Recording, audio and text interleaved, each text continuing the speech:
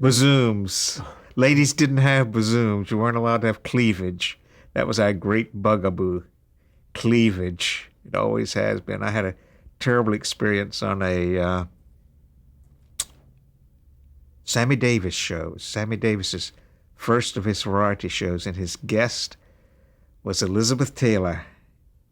And Miss Taylor had on a beautiful gown that was designed by Irene Sharaff, who had just done Caesar and Cleopatra with her. And it was quite low cut, and the censors were all up in arms about what to do. And I said, well, I'll talk to her about it.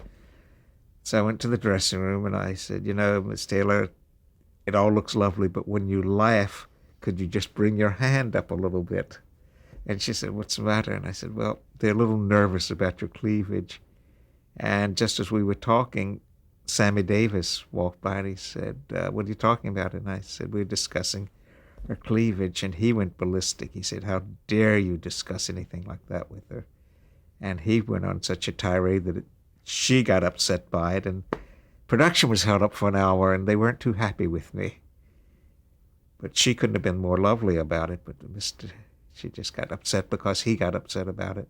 And just before we did the show, she had a little piece of fabric sewn in so that it was not quite as revealing, but it was very nervous around there for a few minutes. I was sure that was the last show I was ever going to work on.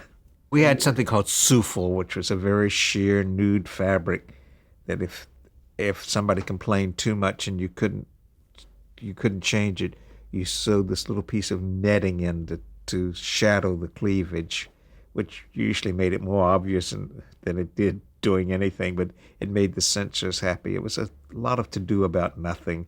It was just cleavage, but man, did they get nervous about it in the early days.